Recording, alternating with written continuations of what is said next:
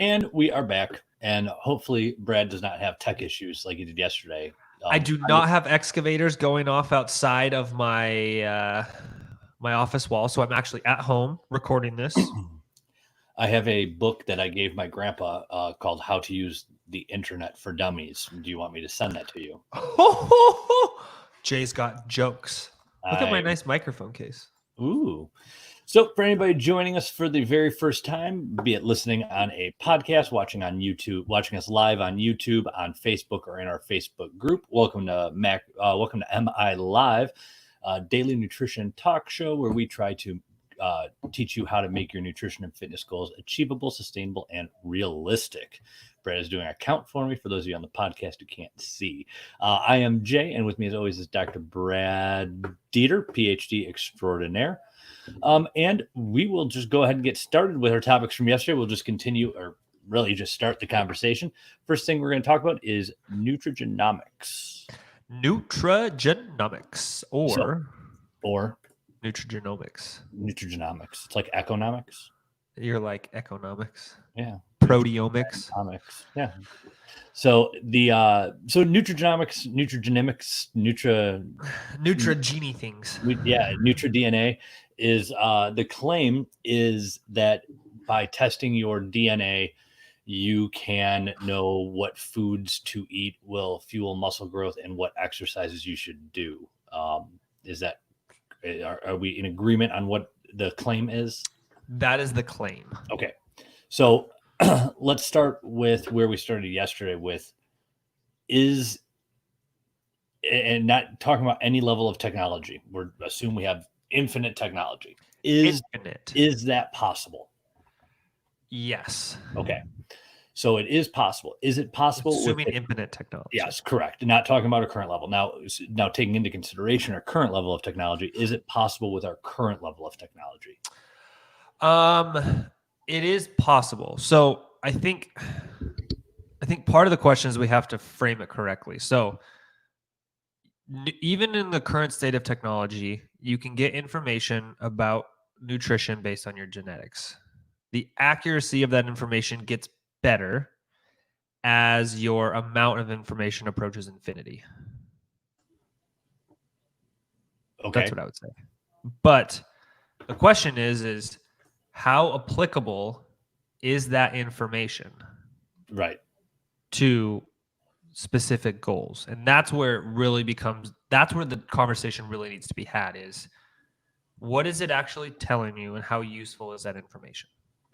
Yeah. So, and I agree and understand what you're saying. I hope everybody doesn't, or maybe nobody doesn't. I feel like a genius. I don't know which one I want. When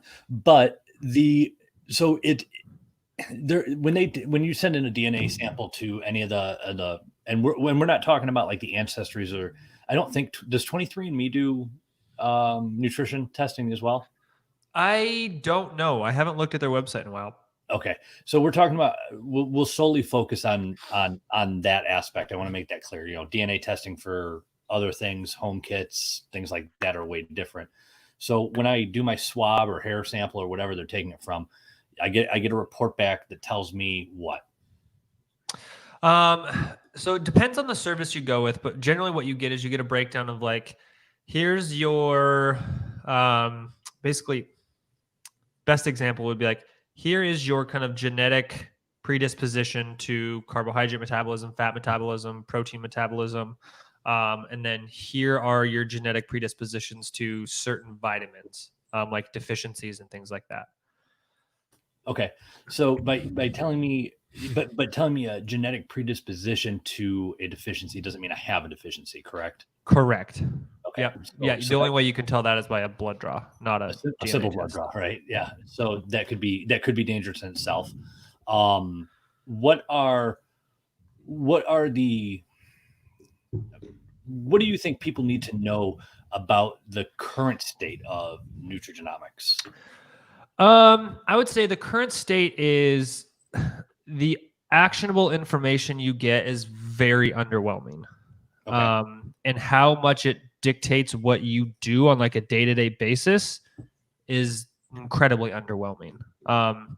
So let's just say it indicates, oh, your body may be better at fat metabolism than carbohydrate metabolism. Yeah. How that translates into how you fuel for training, how you fuel for fat loss, how you fuel for overall health has virtually no bearing, right? Like let's just say you're genetically wired to be a little bit better of a fat metabolizer. Well, that doesn't mean that you get to not eat carbohydrates and can still do a lot of very high volume, high intensity exercise.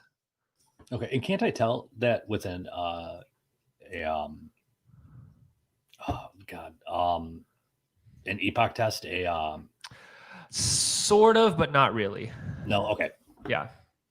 Okay.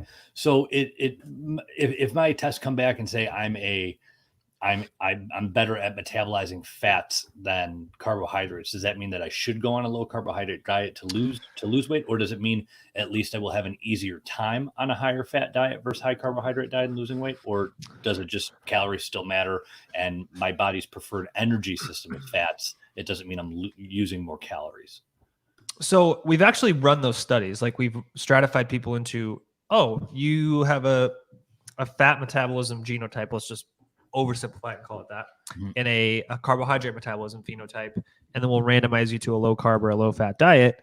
And we'll see if you lose more or less weight on your like genetically matched diet.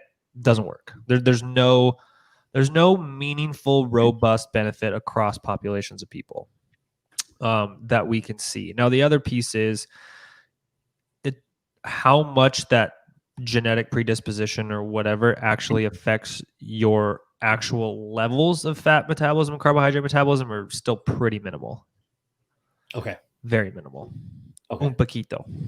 Un poquito. Ambition. You have ambition? That's good. No, a little in German. Ambition.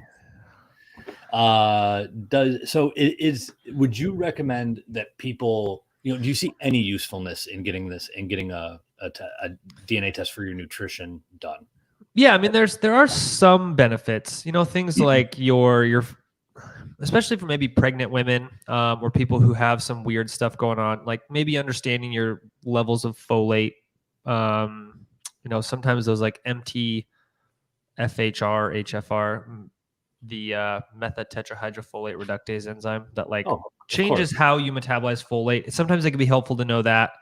Some of your vitamin and mineral predispositions are things to know. Those are probably the most actionable. But for the other stuff, it's just really hard for me as a practitioner, even having the level of knowledge that I do, to ever really operationalize that amongst most people. Okay. So pregnant women, probably not. Pregnant men, though, we don't need to worry about. They should not be getting this done. You specified pregnant women, so I just wanted to make sure that we're telling pregnant men not to. Hey, everybody needs to know. Well, I mean, so Arnold Schwarzenegger wouldn't need to know in what movie was that where he was pregnant? Oh gosh. The only thing that comes to mind is Big. Is it Mr. Mom? No, what is that movie called? God, I can't remember. So pregnant men, no. Pregnant women, yes. And is there any this seems like a pretty junior, that was it. If you want to do it, but take all the information there with a grain of salt and use it pun. Yeah. And maybe use it as a guide. Yeah, I mean, it's interesting information to know, right? Like, but it doesn't really tell you much. Like, there's very few actionable things out of there for 98% of the population. Okay, perfect. And you'll probably end up in a government DNA database anyway. Oh, 100%. So just after you do that, don't commit any crimes for quite a while. Yeah. I think I told you yesterday, but you were breaking up. Who is the largest owner of private DNA samples in the country?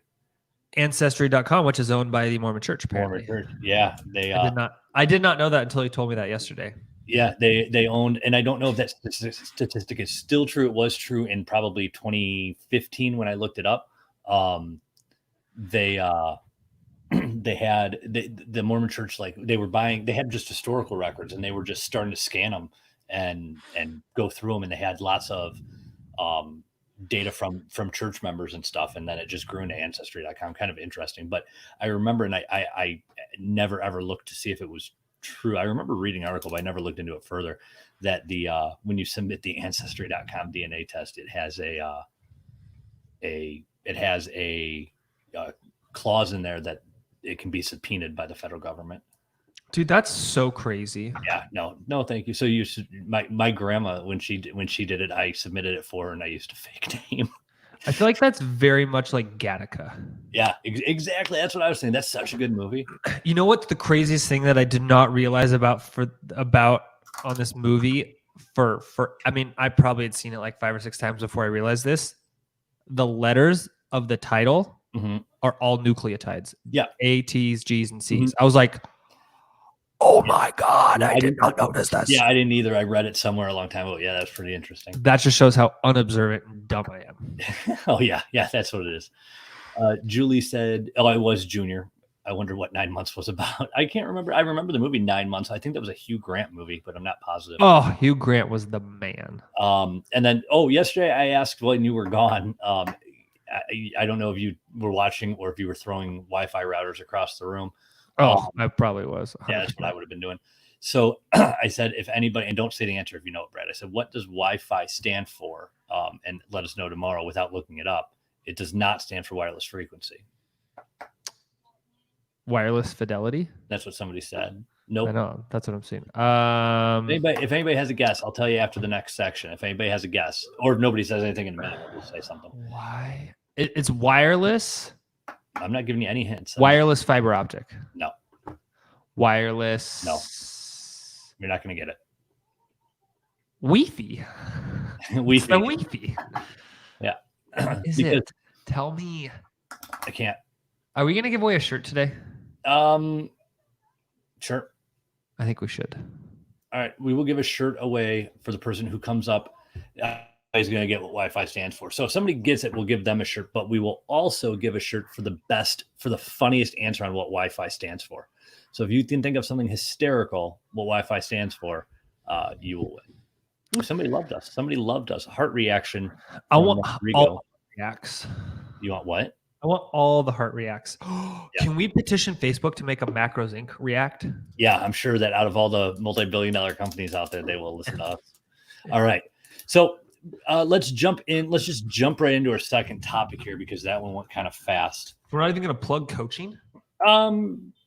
We can. I mean, we can just jump right in though. Okay, we can plug. Jay, if you wanted to learn more about Nutrigenomics and have somebody who can guide you through all the crazy stuff that goes out on the internet that people try to confuse you, like you need a DNA test and to eat to match that to lose weight, but you want to lose weight even without doing that, or if you want to get healthier, or if you want to get stronger and faster, where would you go? I would probably go to macrosinc.net and I would check out that website. I'd check out their NutriWiki on there. And then I'd probably end up going over to their services and sign up for that 2-week free coaching trial, just at macrosinc.net. And 2-week free trial, check it out, no charge, talk to a coach, see if it fits what you want to do. Doesn't matter what diet style you follow, what foods you like. We don't tell you not to eat. We try to guide you towards a healthier lifestyle. We use the Socratic method. The what? We use the Socratic method. We help guide you to your own answers. Oh yeah, we do. If you go to the macrosinc.net webpage and you want a good chuckle, go to the About Us page and look at Brad Morgan's bio. Have you ever, off-topic question, have you ever heard of the Prussian education system versus the Trivium? No, I looked it up. I'm reading a book and it was talking about it and when education changed in the world, and it's kind of interesting. And that your comment there just made me think of it. About a system. You talked about system. Oh, but the Trivium. You should look it up. It's kind of interesting. It was like the Prussian model is reading, writing, arithmetic versus the Trivium is grammar, rhetoric, and logic. Why can't we have both? Exactly. Yeah, it used to be like you start with the little ones and then work your way up to all the way up, and then they kind of dropped the early one and moved up. I feel like you need both. Yeah, I do too. It was just kind of an interesting thing I was reading last night. I was arguing on Facebook with somebody, and it led me to that. Oh, we could have so many arguments. Yeah. Oh, you should see the screenshot that I have of this. It was great. It was with a family member too. Oh, did I tell you about my ex? This is totally off topic and probably doesn't need to be discussed on air, but I had the most just absurd interaction with somebody on Twitter. Well, we can talk about that either when we're done with our topics, or we can talk about it after the show because I want to hear it now. Okay. We can talk about it after we're done with our topics. Okay. So let's jump on to our second topic, and that is DOMS, delayed onset muscle soreness. So anybody who's worked out before and taken a break, worked out for the first time or taken a break, almost everybody, not everybody gets DOMS, but most people have had some sort of soreness. And I think everybody's had soreness in the fact of you have, today you're going to help mulch the lawn. Today you're going to help move somebody's furniture. And it's not something you do every day. And the next day you're sore, or 2 days later you're sore. It's most notorious on leg days because most people don't do leg day regularly, so they get it every leg day. So what is, in a brief, you have 3 sentences with you can only have 1 comma, because I know you make a really long sentence. 3 sentences, 1 comma allowed per sentence.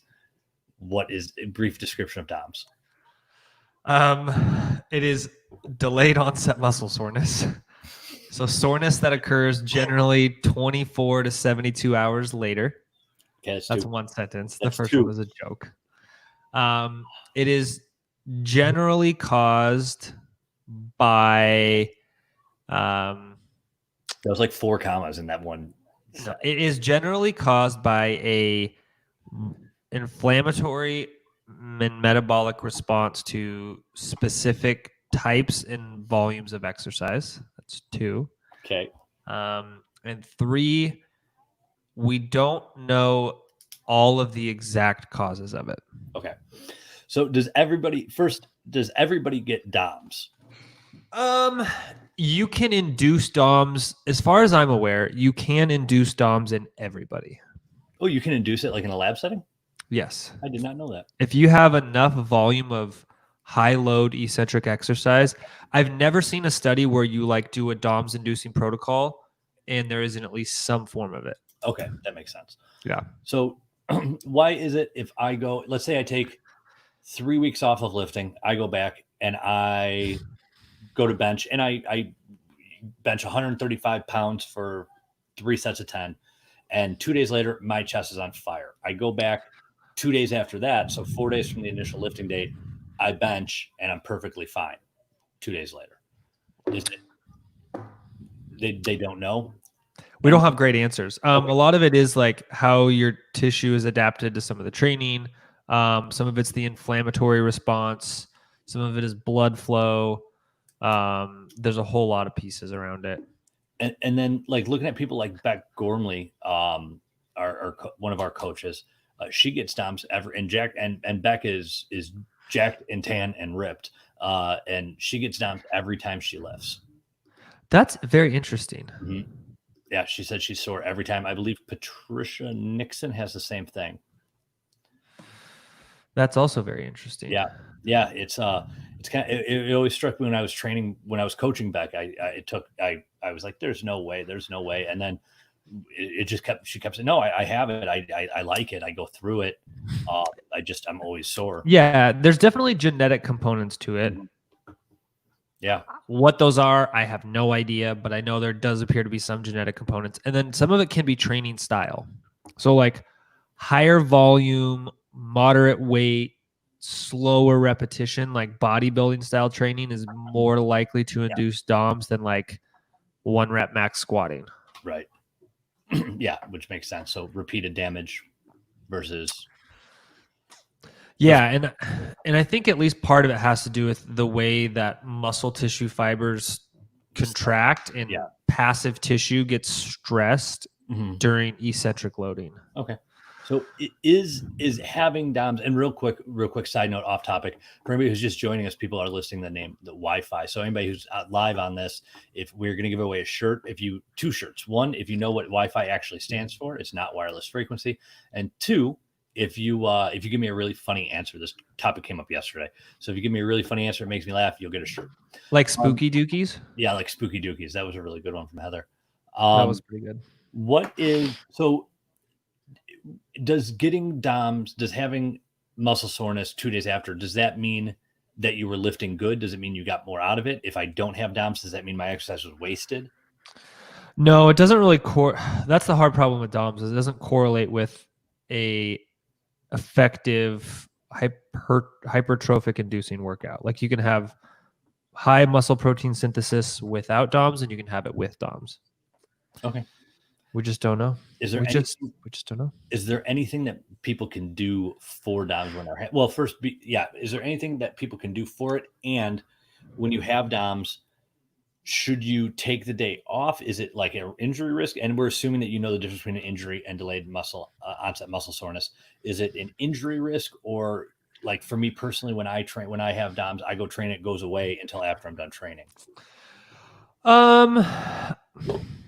I would say I don't know the answer to that question. Okay. I don't really know enough about the exercise risk of exercising with DOMS. You can hear my dogs barking. Versus without it. I just don't know enough. Okay.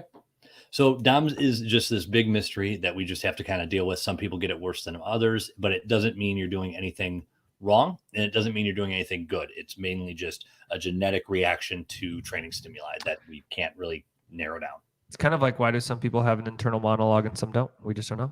Yeah, which is crazy. I couldn't imagine not having an internal monologue. I wonder how peaceful my life would be if I didn't. Yeah. Okay, we have some answers on our. So people said wireless fidelity, Wi-Fi, no. Wi-Fi, why? No, will fight when not working correctly. I like that. Good job, Amy. We have a question. Wireless internet. We'll go to the DOMS question in a minute. Wireless Ethernet capability, nope. Wi-Fi equal wish finder. That has to be it. Wish finder and Raquel. Well, I think that I like.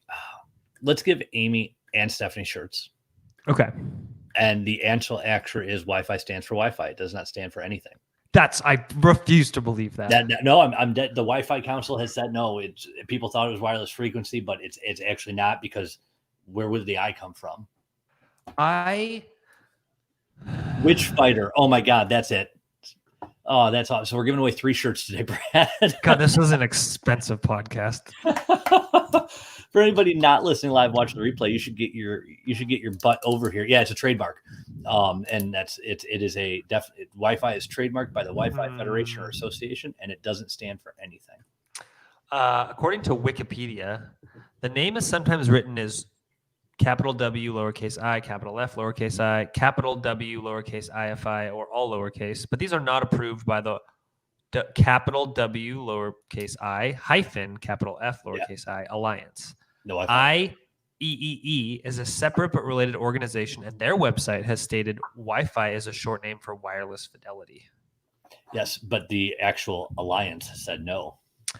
Those scoundrels. And I believe the when the original patent was filed for it, it just says Wi-Fi. It doesn't say anything else. Speaking of patents, if you want to read the most unnerving, creepy patents in the world, read the Alexa patents. Alexa patents. Oh, like Amazon Alexa? Probably not. I don't have an Alexa for a reason. You should rate it. I don't have an Alexa for a reason. Rate it. The only voice recognizing devices in my house are phones. I refuse to have anything and else. Your TV. No, mine does not. I guarantee you it does. My remote does on my Comcast box, but I specifically bought a television, a smart TV that has no audio input capability. What TV do you have? I have a Samsung. All Samsungs do it. I'm pretty sure. If you buy one that has that. Samsung TV. I also have like a 7-year-old Samsung. You're looking this up now, aren't you? All right. So our last topic for the day is in audience participation. Brad, we're going to give away 4 shirts. Oh my God. 4 shirts today, guys. So looks like Jay's not getting paid this week. Yeah, no. Brad Morgan doesn't. Brad Morgan's not getting paid this week because we gave away 4 shirts. He lives on a farm. He can just. I guarantee you, he hasn't listened to a single one of these. So no, not at all. He lives on a farm, so he can just shave a sheep or something to make a sweater. Ooh, I want a sheep. What? I want a sheep. I feel like that'd be fun for like a day. You're fun. All right. Not most of the time. Active rest day ideas. So an active rest day is a day off from your regular scheduled training, and you're just being active. That might be going for a hike. You might do that every day, but you're not training. You're staying active. You're not just sitting inside being like, no gym, TV, couch, done. And there's nothing wrong with doing that. But an active rest day, maybe you haven't been able to, maybe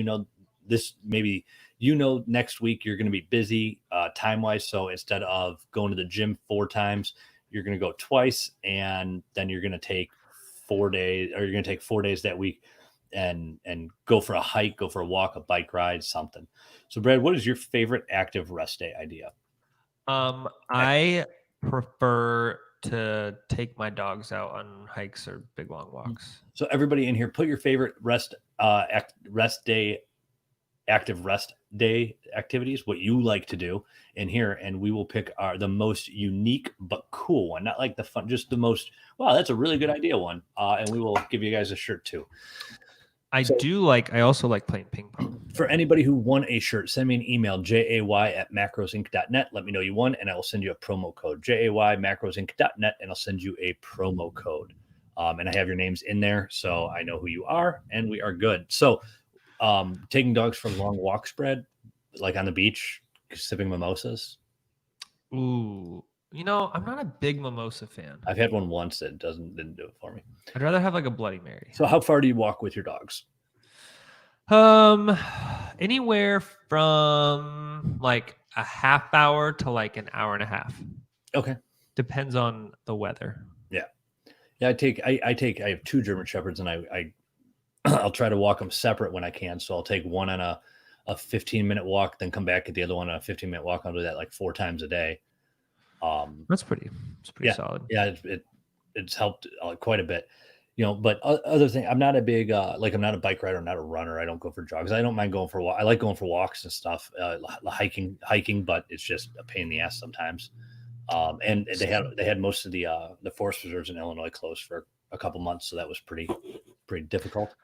That's one of those things that like didn't really make sense to me. No.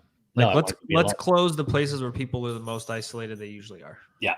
Yep. Yeah, I didn't get that one. But the my new one is for the past 9 months has been horseback riding. I didn't think that it would be as labor intensive as it is. The actual riding is not too intensive.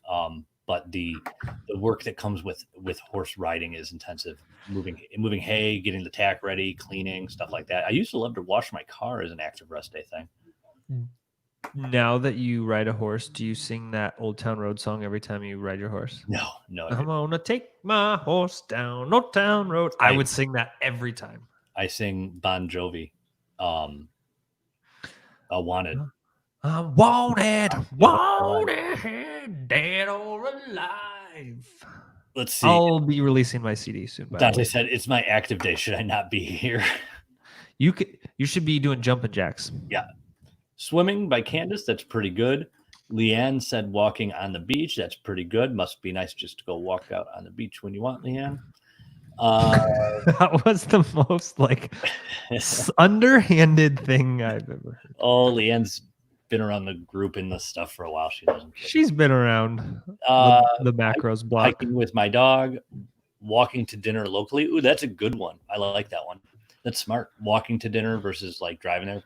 Get yourself an extra 100 calories so you can have more chips. You can have another glass of whiskey. Boating, kayaking, canoeing, basically anything that beats the heart, but I really don't have any creative ones. Those are all water things. Water's scary. That's not true. Yeah, it is. What happens if you get like a brain-eating amoeba that swims up your urethra? I refuse to go in the ocean anymore, or in like lakes or something. Or what happens if you're in a hot spring and magma comes out of the ground and kills you? Like those are real fears that I have, Brad. I tell you, I have anxiety. Like those are real fears. These are real. That is so not true. Because before we went live, I was like, dude, my anxiety levels are through the roof today. And you're like, oh, I never get anxiety. I didn't say I never get anxiety. You straight up said that. I did not. No, you didn't. I don't even like to leave my house because I'm so paranoid anymore. I remember one day, I texted you and I didn't hear from you, and I was very worried. And you were like, "I had a panic attack." Yeah. Yeah, I had my first one like 2 days, like a week, like 5 days before we met in person for the first time. When I had Was that when you had your beard? Yeah, when I had my asthma attack, when I stepped off the plane in Sacramento, stepped out of the airport in Sacramento to go see Alex Deadman, and I had a panic attack and an asthma attack. Like I had an asthma attack and it led to a panic attack, and ever since then, for random things, I've had probably 10 of them. I've had them so bad that I've just like had to lock myself in like a bathroom for an hour. I've never had one, but I have like had days where I have just like feel so overwhelmed that I feel like I'm gonna have one. It's never overwhelming. They're always about random stupid things, and then I talk myself out of them. Like I know they're not rational, and I'm able to calm myself down. They're weird. The brain is a very weird thing. Yeah, no, and I never had them until I hit like my early 30s.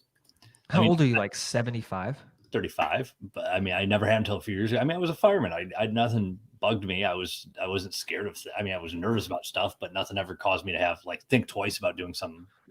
But we have Jenna said swimming and paddleboarding in the summer and yoga in the winter. I really would like to paddleboard, except for the water element. Maybe I could paddleboard in a pool. But there's still water there. The pools are fine. But pools are grosser than lakes. No, they have chlorine. Yeah, that doesn't kill everything. Good enough. More than I don't want to swim in fish urine. Can I just pee in a bathtub and you swim in it? I don't think so. What? That's what a lake is. It's just a big tub of fish urine. That's not true. Diluted fish urine. There's also fish poop. Yeah. Britt Mullen, one of our coaches. Britt, you want a shirt? I don't understand. Britt's competing here. She said, biking, dog walking, hammock swinging. You use core to stabilize, so maybe that makes it active, right? I will take that, Britt. That's active. Dude, hammocks are awesome. Casual biking along the beach. Is that biking in the sand or on a trail? I think she meant causal biking because it causes you to be awesome. Do I need to get muted now? I don't even. You're lucky you're pretty. My wife says that to me all the time too. I don't know what that means. Cheryl says I umpired 2 to 3 games of netball on an active rest day. Umpiring is I don't know what netball is, but that like volleyball? I don't know. I don't know either. Christy, we walked to Tim Hortons for coffee about 1.5 kilometers each way, or my other half takes us to go walk and play Pokemon Go as a family. So 1.5 kilometers. So what is that? 6 units of communism? I don't know how far that is. I have no idea. 1.5 km. 1.5 km is a mile, just under a mile. That's pretty good. Dead or alive, macros and singing. Exactly. Dante says he worked. I worked the dough on active rest days and bake something. That'll work. Leanne's laughing at me. Jay, I laugh at you most of the time. Rodrigo said Wi-Fi stands for won't install Fortnite instantly. I played Fortnite like twice. Never. And I was like, oh my God, this could be very addicting. I can't do this. Nope, never played it. Went cosmic bowling pre-COVID era. Dude, Marissa, my wife, is a bowling machine. Yeah, I can see that. Marissa's a very talented person. Did I ever tell you when Lisa and I first started dating, we went bowling and we've never been back since because it was just such a shit show. Like we're not, I bowled in leagues and I hadn't bowled in years and we're just not good. Like every ball, like I think I had a ball go in the other alley. And so we just said, let's not do this one again. Have you ever golfed? I have gone to Top Golf. I feel like you'd either be really good or really bad at golf. So Lisa is a very, very good and big golfer. She has not golfed really since we've been dating, since we've been together. But we go to Top Golf and she taught me some stuff. And I mean, I can drive pretty accurately and with distance to where I want it to go. But like the golf cart or the ball? Yeah, both. I've been on a golf course and I got kicked out because I was 19 at a firefighter fundraiser and crashed a golf course in a water hazard. I mean, I can see that. Yeah. And then they like tried to find me, and one of the guys who was there, he's like, he's a 19-year-old fireman. What are you going to get out of him? He has zero money and like lives in his car. And they just were like, well, you can't come back. Okay. That's funny. I didn't do it on purpose. I didn't know that there were actual. I thought it was like a puddle. I didn't realize they put real ponds on golf courses. It just seems stupid. Why would you give somebody alcohol in a golf cart and let them drive it? It just this is America. Yeah, it just didn't seem smart. America.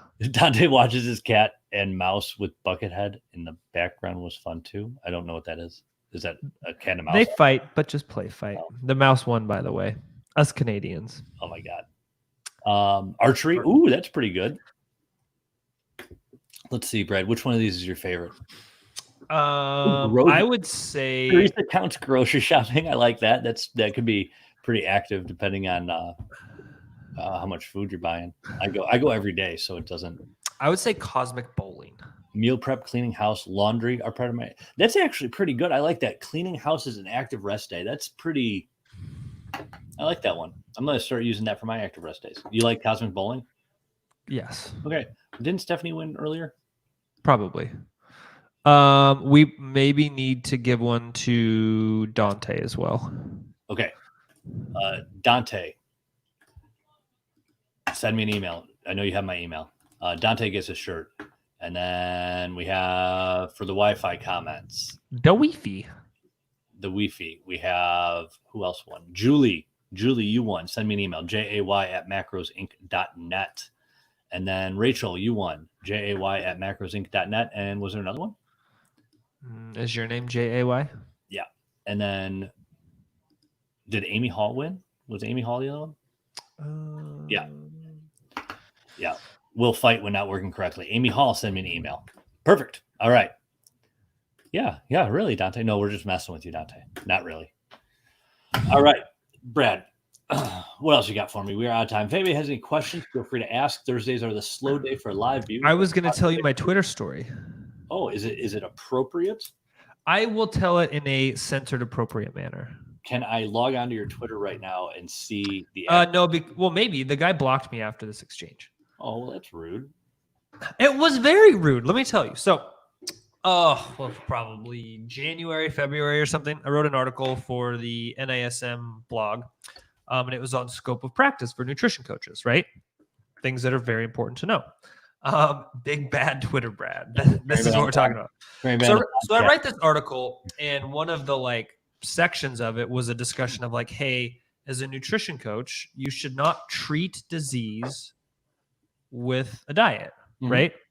And so in the discussion, I said, it's outside of your scope of practice to try to treat chronic diseases such as heart disease or diabetes through just nutrition coaching, right? Yes, we can have some benefit of risk reduction through, weight loss, but as a nutrition coach, prescribing a low carb diet to cure diabetes or cure heart disease is outside of your scope of practice. Mm-hmm. So somebody read this article, found me on Twitter, posted a screenshot of it, and said, I can't believe you would write this. Yeah, you told me about that. You're a scumbag. Yeah. That's what he wrote. And so I was like, oh, well, that's not very nice. Would you be open for a conversation about what the context of it is? And he responded, sure, scumbag. And I was like, oh, this is very rude. I'm just asking for clarification. And then he asked me if I was owned by Coca-Cola or Kellogg, effing scumbag, and then blocked me. And I was like, what is this? I mean, you are a show for Big Cola. Yeah. I was like, this is crazy. Can you share some of that Coca-Cola money with the rest of us though? Actually, I think I don't have any money in my wallet, so I can't share it with you. Well, that stinks. Somebody said, I don't know who this is because you're in the group. I won a shirt before. Would you like to give it away to someone who hasn't won? Absolutely. Thank you very much. Just let me know who you are. Who do you want to give one to? One more shirt to give away.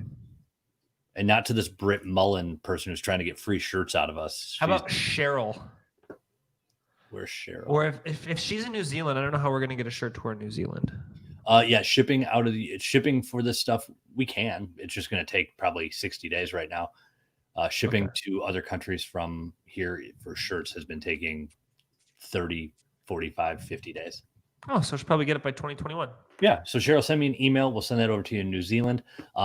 And I know Google is my friend, but we're doing a show, and I can't multitask. I'm not Brad. I'm not smart enough. So Cheryl, send me an email, jay@macrosinc.net. We'll send you a shirt. I'm gonna look up netball. And thank you very much, person. Oh, it's like basketball. Oh, I'm looking at a picture of it. It looks like basketball. It looks like basketball when James Naismith invented it with a peach basket. I don't know who that is or what you're talking about. James Naismith, Springfield, Illinois, invented basketball. They started with a peach basket, but every time it went in, they had to take it out. So eventually he cut the hole out of the peach basket. Yeah, see, this is basic. I mean, it's sort of like basketball, but looks like volleyball meets basketball, because these are all pictures of women, and they're like 6'7" and just very fit people who were like volleyball basketballing. This is impressive. I feel like I want to watch this now. So Friday night, I'm going to be watching YouTube of netball. So, thank you, Cheryl. So Brad, any news or anything interesting going on in the Macros Inc. sphere that we can tell people? The MILIVE show will be moving to a morning time slot, so we can actually, now that I don't want to say Big Rona is over, but the quarantine schedules of people being at home are changing, and so we want to be able to be live for kind of like a morning talk show. So we're going to be changing our timeline. Mm-hmm. All of these are going to be podcasts. I have about 12 or 13 of them to edit and upload, probably over the weekend. That's a new update. We do have a mobile app coming. They have officially started development on it, and I chatted with the developers today to give them some directions of where to go and what to do. And we're building out some additional teams for writing content. We do have a NutriWiki course coming. There's just so much going on. I came up with, I don't have the right notebook. This is a different one. This is a notebook that my wife wrote. Jay, is this where you hide pornography? And it's a blank notebook, and my wife wrote that in there. So what are those? Just, your notepads, your notebooks? You trying to copy me, bro? No, they're just notepads for scribbling to-dos on my desk every day. This is how I get things done. This is last month's notebooks, Brad. Why do you use those? Why don't you use like little things like this? Because what is this, junior high? Those are probably wide ruled, aren't they? Oh, okay. Phew. Because I don't know. That's why I like to use. I like to use a spiral notebook. What's wrong with that? You are so bougie. Yeah, a spiral notebook. Sorry, I can't afford small pad. I got to buy in bulk. I honestly don't know where these came from. They showed up on my desk. Yeah. But maybe your wife's trying to tell you you're forgetting stuff too much. Probably. Yeah. So, I came up with, I have a few things that will be appearing in our client portal over the next couple months, all mapped out and done, including a new referral system, a reward system for people. Clients are going to have a chance to earn some free coaching with us for just for being clients, not doing anything special, just checking in, submitting updates. We're also working on a couple other really, really awesome features to awesome. Well, I was going to say them, but then I figured you would. So here's a question for you. You mentioned the idea of rewards. Mm-hmm. So you know how you can get like cashback rewards for your credit card? Yeah, that don't do anything. Yeah. When you return something, does that void the cashback reward? Or do you still get it? I don't know. Yeah, because it's I'd imagine so, because at the end of it's at the end of a statement about total purchases. But like, so for example, I bought my airline tickets for going to Mexico in like January, right? Mm-hmm. They canceled them and they refunded the charge of my credit card. Okay. But I had already claimed my cash rewards because I do it at the end of every month. Okay. What happens? Like, I'm confused. I assume then you just get to keep it. Like, if that's the case, I'm just going to go buy a whole bunch of stuff with like 45-day return policies and then just make it rain. Yeah, but I imagine it's such a small return. It's such a small percentage, and you need so many points to get anything worth it. But like if I have 5% cash back to the grocery store and I just go to the grocery store and buy like, because I have a Fred Meyer here and I just buy like furniture at the grocery store and then just return it unopened like 45 days later, I could just make it rain. Yeah. Yeah. Just buy $100,000 worth of furniture every month and then you'll get $5,000 cash back every month. I would have to severely increase the limit on my credit card. I think the last credit card I had when I got it, I haven't had a credit card in like 5 years. And the last one I got when I was like 22 and they gave me $1,000 limit. I was like, okay, perfect. I had one when I was 18 and then I got another one at 22. And then I called them when I was 25 or 24 when I started the Savings Chicago last company. And I need an increase. And I said, I just need like a couple $1,000 because I'm using it for a business. Oh, okay. And they gave me a $25,000 credit limit on a card. And I was like, I don't need that. How the hell? Oh man, that got me in trouble. I think you do need it. Yeah, I think you need to do that and then write me a checky check. No, but it was a Southwest credit card and it got me bazillions of miles. Yeah, I don't think I paid for a flight for 5 years until I got rid of all my credit cards. I think it's such a racket that it's like, oh, it's 100,000 miles to fly from Spokane to Seattle. I'm like, no, it's 288 miles to fly from here to Spokane. Yeah, from here to Seattle. So I don't. Yeah. Explain this to me. Yeah. How does 288 translate to 100,000? Yeah, no, it's silly. This is not like converting the U.S. dollar to the Canadian dollar. No, but I'll tell you, I've never been happier now that I don't have a card. You've never been happier because you don't have a credit card. I think maybe your happiness has other things. I've never been happier financially since I've gotten rid of a credit card. That's good. Yeah, no. What do you think the conversion rate is today? Oh, it's even better. 60 cents to $1. It's even better. So if I have $1 Canadian, I have $1.36 Canadian. Ooh. But if you have $1.35 Canadian. So like, let's say you had. Oh my God. All right, guys. If anybody has any questions, let us know while Brad's looking up for foreign currency conversions. I need to move to Canada. Yeah. I'd be like 36% richer overnight. Yeah, but I think it's like 36% more expensive. No. Yeah, I believe that like Canada has like the closest. Their exchange rate is different, but their purchasing power parity. Yeah, and the PPP. Yeah, and the cost of living, I believe, is higher, but their PPP is pretty much dead equal. You just look up the Big Mac index. That's what I was going to say. Have you looked at that lately? I have not. Anybody who does not know, the Big Mac index is a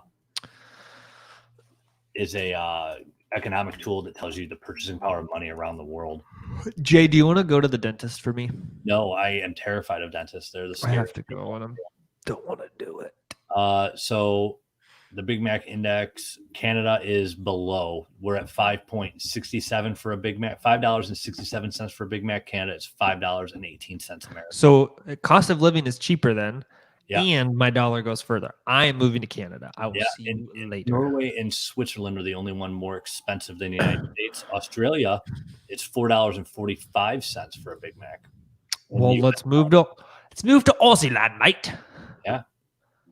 Yeah. Have you ever heard of the skyscraper index? Yes, I have. Yeah, that's that one. That one I like. That's my favorite one. Well, I have nothing further to say, Your Honor. Me either. Are we? When are we going to switch times, Brad? Let's do this on the air. So, what time are we switching to first? 7 a.m. Pacific time. Yeah, and this only affects the live show, right? It's not affecting anything with the podcast. Correct. Okay, so we will be live at 7 a.m. Pacific, 8 a.m. Mountain, 9 a.m. Central, and 10 a.m. Eastern, and then 4 a.m. Hawaii. 4 a.m. Hawaii, and then that would be. So all you surfers out there, you could tune into Macros and Club. That would be from 10, 16, 15. That'd be 3 p.m. in the UK. Something like that. 900 plus 6. What's 9 plus 6, Brad? 1,500? Yeah, 3 p.m. So 3 p.m. You want to start that on July 1st, on Wednesday, July 1st? Yes, we will do that. And if anybody wants to be our audio engineer for our podcast, which literally means taking our files, cutting out the intro from this and putting in the intro from the other one, and they want to be part of the Macros Inc. podcast, that would be awesome. Let us know. Yeah, and we are going to be having, I'm going to try and get it up probably hopefully by Monday. I was trying to get up like a week ago and I just couldn't. I'm going to try and get a sign up. We want to have some guests, some things, some guests on here. So you guys, we want to have listeners on. We want to do some live giveaways more than shirts. So if you are interested in coming and appearing on MILIVE and talking about some nutrition issues you've had, successes with Brad and I one-on-one for 40 minutes or so, let us know in some of the comments on the show. Send one of us an email, make a post on the Facebook page, contact our website. Let us know. But I have a pretty good show lineup coming. We're going to probably start that July 1st. So if anybody is interested, drop me an email, jay@macrosinc.net. And you can be a podcast listener, anything like that. We'll have a time. We'll talk about a day that you can come in early and do that, whatever works for you. But I'm going to try and do that like once every week or every other week. Beautiful.